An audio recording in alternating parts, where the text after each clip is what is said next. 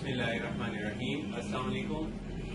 आज मैं आपको जल्दी बीमारियों के हवाले से फोड़े फुंसियों की एक ऐसी ज़बरदस्त दवाई बताऊंगा जिसको इस्तेमाल करने से न सिर्फ ये फोड़े फुंसियों को ख़त्म करती है बल्कि फोड़े फुंसियों की वजह जो बनता है मादा, गंदा मादा होता है, उसको जिल्द की तरफ लाकर उसको पकाता है और उस मादे को पका के उस मादे को बाहर खारिज करता है।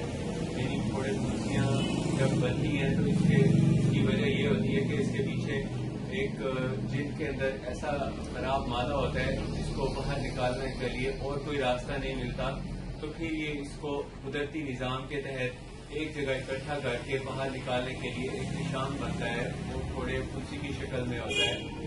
लेकिन क्योंकि ये एक बहुत सब्र आज़मा और लंबा और तवील मुद्दत में ये मुकम्मल होता है ये प्रोसेस, इसको ज़रा जल्दी मुकम्मल करने के लिए सबसे पहले हमें चाहिए कि इस बूटी का आप लेप कर दें। इसके लेप करने से ही आपका जो फोड़े फुंसियों का मसला है वो जल्दी ख़त्म हो जाएगा और आइंदा फोड़े फुंसियाँ भी नहीं निकलेंगे।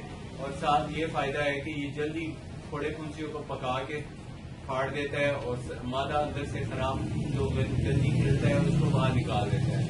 तो ये जो जड़ी बूटी है ये अस्कन नगोरी है। अस्कन नगोरी का आप पाउडर बना लें। पहले पाउडर बनाने के बाद आप उसको एलोवेरा यानी कमार गंदल है उसके पानी में मिक्स करने के बाद आपने इसके अंदर इजाफा करना है 2 ड्रॉप जैतून के तेल का।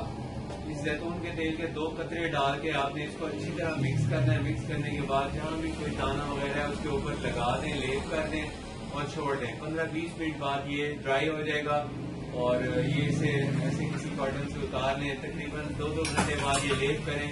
इंशाल्लाह 1 दिन के अंदर ये दाना फट जाएगा और 2-3 दिन में ये दाना खुश्क भी हो जाएगा और फिर आइंदा वहाँ दाना नहीं निकलता। इसका बहुत अच्छा है, आपको सोल्यूशन मिल गया फोड़े फुंसियों के लिए।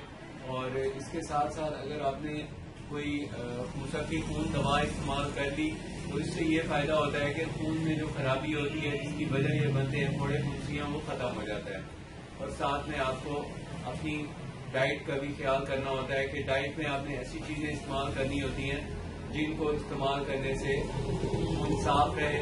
वैसे सुहाने का इस्तेमाल करें, फूलों वाली सब्जियां हैं और साथ में आप पानी चीजों से एहतियात करें जैसे बड़ा गोश्त, चावल और गोभी, आलू, इस तरह की चीजें इस्तेमाल ना करें। इंशाल्लाह इससे आपका खून साफ रहेगा और आइंदा फोड़े फुंसियां आपको नहीं निकलेंगे। आपसे भी ये रिक्वेस्ट है कि अगर आपने मेरा चैनल अभी तक सब्सक्राइब नहीं किया तो प्लीज सब्सक्राइब कर लें और अगर आपको ये वीडियो अच्छी लगी हो तो प्लीज लाइक और शेयर जरूर कीजिए। शुक्रिया।